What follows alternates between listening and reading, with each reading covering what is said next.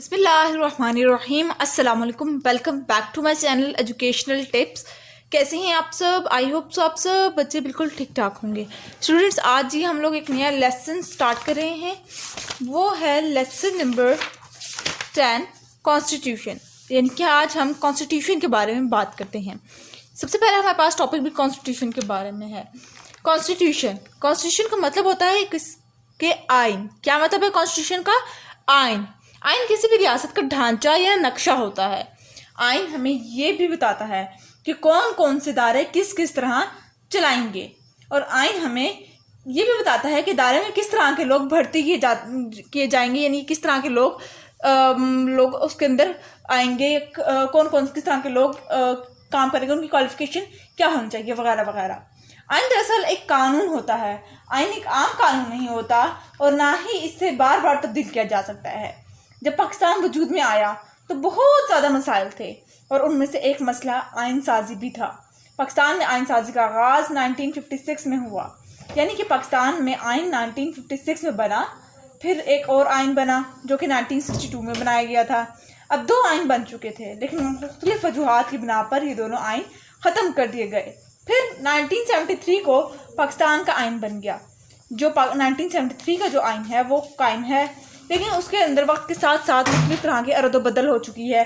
क्योंकि देखिए काफ़ी ज़्यादा ऐसे इश्यूज़ हैं जो बाद में आए, जिनको सॉल्व होना है, उसके ऊपर कोई स्पेसिफिक आइन बनना ज़रूरी था, और उसके लिए उसमें तब्दीली होती गई उस आइन में जो कि 1973 में बना था।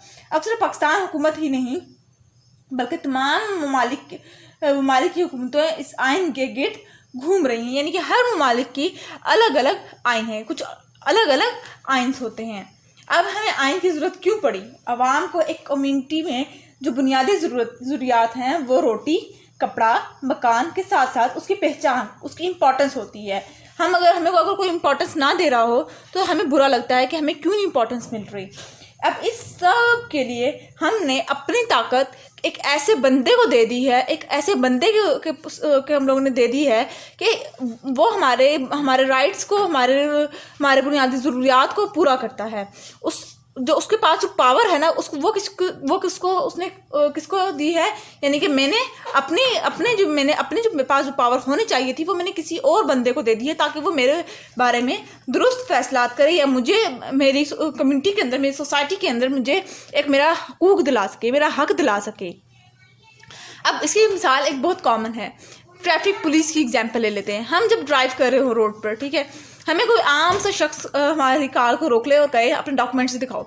मैं क्यों दिखाऊं जबकि उसको मैंने राइट ही नहीं दिया। ठीक है, मैं लड़ूंगी उससे, मैं उससे बहस करूंगी, वो भी मुझसे बहस करेगा। जबकि यही काम अगर मुझे कोई ट्रैफिक पुलिस वाला काम करने को कहे तो मैं चुप करके उसको डॉक्यूमेंट्स भी दिखा दूंगी। अगर वो मुझे मेरी कार को चेक करे तो मैं अपनी कार को भी चेक करवा दूंगी और दिखा दूंगी, अगर वो मुझ पर शक कर रहा हो। ठीक है, तो मैंने क्यों नहीं गुस्सा किया ट्रैफिक पुलिस वाले को? और इन दोनों में क्योंकि फ़र्क था। ठीक है, एक को मैंने राइट दिया है, दूसरे को मैंने राइट नहीं दिया। अब ये जो आइन है ना, ये कोई एक आम सी चीज़ नहीं है, ये एक आम सा कानून नहीं होता। ठीक है, इसको बनाते वक्त भी बहुत ज़्यादा चीज़ों को जहन में रखा जाता है, बहुत ज़्यादा चीज़ों को देखा जाता है। ठीक है, और इसको कोई आम सा शख्स, कोई भी शख्स नहीं तोड़ सकता। जो भी कोई इसकी खिलाफ वर्जी करता है उसको पनिश किया जाता है। अब इधर की तरफ देख लेते हैं, इधर क्या बात की गई है। The parliament makes laws in our country. Parliament जो है वो मुख्तलिफ तरह के कानून बनाते हैं, कानून बनाता है कंट्री के अंदर।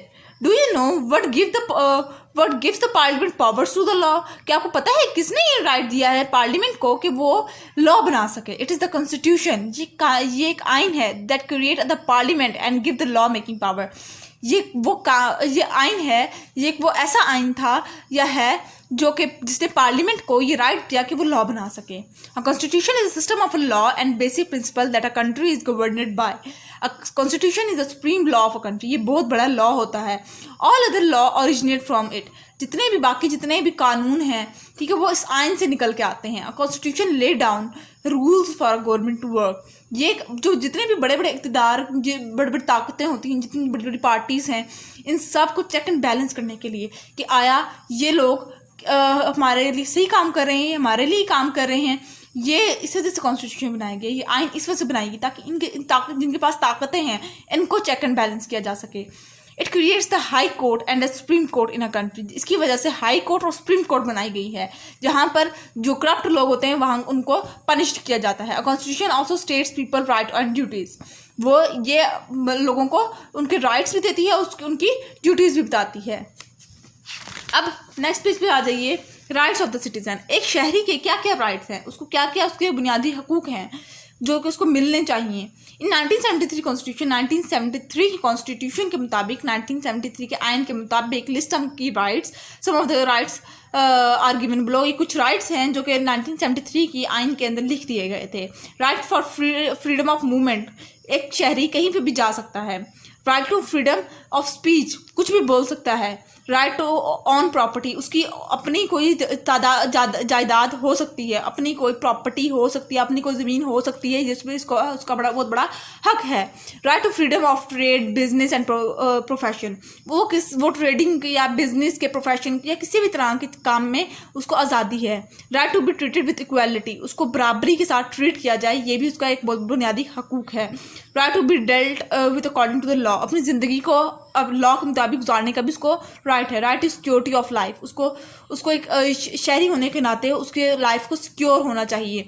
Right against illegal arrested and detention, यानी कि उसको यूँ नहीं कि बगैर किसी वजह के अरेस्ट कर लिया जाए, ये भी उसका एक बुनियादी हकूक़ है कि वो उसको अरेस्ट ना किया जाए जबकि उसकी कोई गलती नहीं है। Right of slavery and forced labour, right against double punishment, उसको डबल पनिशमेंट ना दी जाए, ये भी उसका बहुत बड़ा बुनियादी हकूक़ है। ये कुछ है 1973 का कवानीन आइन के 1973 के आइन के मुताबिक एक शहरी के बुनियादी हकूक़ हैं। Why we follow the law, हम कानून को क्यों मानते हैं, क्यों उसके फॉलो करते हैं। Have you ever thought why it is important to obey the law, क्या आपने कभी सोचा कि इतना ज़रूरी क्यों है कि किसी भी कानून को ओबे करें। Why do we stop at the red signal, जब लाल बत्ती आती है सिग्नल्स पर, रोड ट्रैफिक सिग्नल में रेड सिग्नल आता है तो हम लोग क्यों रुक जाते हैं। Even if there is no traffic warden there, जहाँ तक कि वहाँ पर तो कोई पुलिस वाला नहीं होता, कोई ट्रैफिक पुलिस वाला नहीं होता, फिर भी हम लोग वहाँ पे रुक जाते हैं, खड़ा हो जाते हैं, या किसी पुलिस वाले के इशारे पे ही रुक जाते हैं हम लोग। ठीक है, this is because our action of governed by our sense of duty. हमें पता है ये क्यों, क्योंकि हमें पता है कि ये हमारा राइट है, ये हमें करना है क्योंकि हमें ये लॉ के अंदर है। A civilised society as a whole always respect the law of the country. एक सिविलाइज्ड सोसाइटी होती है, एक सिविलाइज्ड कल्चर, एक सिविलाइज्ड माहौल, ठीक है, ये हमें मजबूर कर देता है कि हम लोग उस सिग्नल के इशारे पर ही रुक जाते हैं। A civilized society as the whole always respect the law of the country.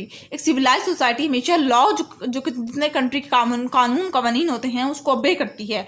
It seems to be a matter of pride of the civilized person to be called a law abiding citizen. अब जो कि अब हम लोग अगर हम लोग जाहिर सी बात है, हम लोगों ने दिखाना है कि हम लोग एक बहुत ही सिविलाइज्ड कल्चर से बिलोंग करते हैं, सिविलाइज्ड सोसाइटी से बिलोंग करते हैं। If people do not follow law there will be complete confusion and lack of order. अब जाहिर सी बात है, देखें ना, अगर ट्रैफिक सिग्नल पे नहीं रुकूंगी तो जो बाकी जो जिनका सिग्नल खुला हुआ है उनके साथ किसी के साथ मेरा एक्सीडेंट हो जाएगा, ठीक है। और अगर हम लोग वैसे भी नहीं लॉ ओबे करेंगे तो ये बहुत बड़ा यूँ कहते हैं एक हमारे कंट्री में पैनिक मच जाएगा। अब आ जाते हैं इलिटरेसी और नेशनल प्रॉब्लम। इलिटरेसी यानी कि हम लोगों को इतनी ज़्यादा अवेयरनेस नहीं है, यूँ कह दीजिए। Education the most important need of any society. अब किसी भी माशरे में रहने के लिए आपके पास तालीम होना ज़रूरी है, आपको सही गलत की समझ होना ज़रूरी है। अकॉर्डिंग टू द 1973 कॉन्स्टिट्यूशन, अगर हम लोग 1973 के आइन के मुताबिक बात करें, it is the duty of a government to provide education to every children. यह एक गवर्नमेंट की ड्यूटी है कि वो उस कंट्री के अंदर जितने भी बच्चे हैं उन सबको एजुकेट करे, उन सबको तालीम दे।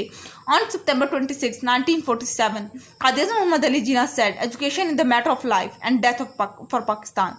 ये क्या अब 26 सितंबर 1947 में कायद-ए-आज़म मोहम्मद अली जिन्ना ने कहा था कि एजुकेशन एक वो वाहिद चीज़ है जो कि इंसान की ज़िंदगी के लिए बहुत इंपॉर्टेंट है, और पाकिस्तान की डेथ एजुकेशन की ना होने की बिना पे हो सकती है। यानी कि देखिए, हम लोगों ने इतनी मुश्किल से पाकिस्तान को आज़ाद करवाया, पाकिस्तान में वजूद में इतनी ज़्यादा कुर्बानियों के बाद आया, ठीक है। उसके बाद हमारी हुकूमतें हमारे पास हमारी गवर्नमेंट ऐसी आ जाए जो कि खुद चाहती हो कि पाकिस्तान ख़त्म हो जाए, तो फिर जाहिर सी बात है ना, और उसको चूज़ भी किसने किया, हमने किया। तो अगर हमारे पास एजुकेशन होगी तो हम लोग ऐसे इंसान को क्यों चूज़ करेंगे जो कि हमारे कंट्री को नुकसान देगा। Providing education is a challenging task for government. अब लोगों को तालीम देना ये बहुत, पूरी आवाम को ये बहुत बड़ा चैलेंजिंग टास्क है गवर्नमेंट का कि वो पूरी आवाम को एजुकेट करे। The government takes many step to educate children. अब हमारी गवर्नमेंट ने बहुत ज़्यादा ऐसे काम किए हैं जिससे वो लोग बच्चों को एजुकेट कर सकें, उनको तालीम दे सके। इट ओपन स्कूल, उन्होंने स्कूल खुलवाए, उन्होंने स्कूल बनाए ज़्यादा से ज़्यादा। Set policies to guide schools, उन्होंने फिर कुछ पॉलिसीज़ बनाई जिसके थ्रू बच्चों को गाइड किया जा सकता है स्कूल्स के related. Appoint teachers and provide student with many facilities, उन्होंने टीचर्स को भर्ती करना शुरू किया, उन्होंने बच्चों को बहुत ज़्यादा facilities the. Despite all this factor, लेकिन इन सब चीज़ों को देखा जाए, literacy is on the rise. फिर भी हमारे पास जहालियत अभी तक है, हमारे पास अभी भी लोग इतने ज़्यादा एजुकेटेड नहीं हैं। About half of the population still illiterate. हमारी अभी भी हाफ ऑफ पॉपुलेशन जो है वो अभी भी अनपढ़ है, उनके पास इतनी ज़्यादा एजुकेशन नहीं है। Government school can't be cater for a large population. अब जो गवर्नमेंट स्कूल्स हैं वहाँ पर एक हमारे यहाँ सोसाइटी में वैसे भी एक बन चुका है, एक कॉन्सेप्ट बन चुका है कि जो गवर्नमेंट स्कूल हैं वो उनके हाथ इतनी अच्छी पढ़ाई नहीं है। Many poor student are forced into a child labour and they can't go to the school. अब वो जो छोटे बच्चे होते हैं और वो इतने बहुत ज़्यादा पुअर फैमिलीज होती हैं, वो अपने बच्चों को स्कूल नहीं भेज सकते क्योंकि उनके पास इतने पैसे नहीं होते। We can't play a big role in eradicating illiteracy from society in a number of ways. अब हम लोग अपनी सोसाइटी में से ये इलिटरेसी वाला जो कॉन्सेप्ट है, ये जो इलिटरेसी है हमारे अंदर, हमारी सोसाइटी में, इसको कैसे ख़त्म कर सकते हैं। After passing our exam we can donate our books to poor students. अब रद्दी वाले को ना दें, बल्कि हम लोग और उससे पैसे ना लें रद्दी वाले से। वो जो हम लोग 40 रुपये लेते हैं, क्या ज़रूरत है आप लोगों को वो 40 रुपये रद्दी वाले से लेने की, बल्कि आप उसको किसी अपने, जब आप एग्ज़ाम पास कर लें तो आप किसी ऐसे बच्चे को दो जो कि खुद ज़रूरतमंद हो, जो कि खुद उसको चाहिए हो, ठीक है। We can donate money to a welfare organisation working for the education of poor student. हम लोगों को पैसे देने चाहिए वेलफेयर ऑर्गेनाइजेशन के जो कि बच्चों की एजुकेशन में हेल्प आउट करती हैं। People can also play their role by opening community school where the poor and the needy students can get education free of cost. हम फिर जो अमीर हैं या जिनके पास इतनी इस्तात है उन्हें स्कूल्स ऐसे खोलने चाहिए जहाँ पे जो गरीब बच्चे हैं उन बच्चों को फ्री ऑफ कॉस्ट पढ़ाया जा सके। तो यहाँ पर हमारा लेसन भी ख़त्म और टॉपिक भी ख़त्म। आई होप सो आपको सब कुछ बिल्कुल क्लियर हो चुका होगा। अगर आज का लेक्चर आप लोगों को समझ आ गया है तो मेरे चैनल को सब्सक्राइब कर दीजिएगा, वीडियोस को लाइक कर दीजिएगा और साथ ही साथ बेल आइकन को प्रेस करना मत भूलिएगा। इससे जी मेरी आने वाली हर लेटेस्ट अपडेट सबसे पहले आप तक पहुंचेगी। मिलती हूँ किसी और वीडियो में। दुआ में याद रखिएगा, अपना ढेर सारा ख्याल रखिएगा। अल्लाह हाफिज़।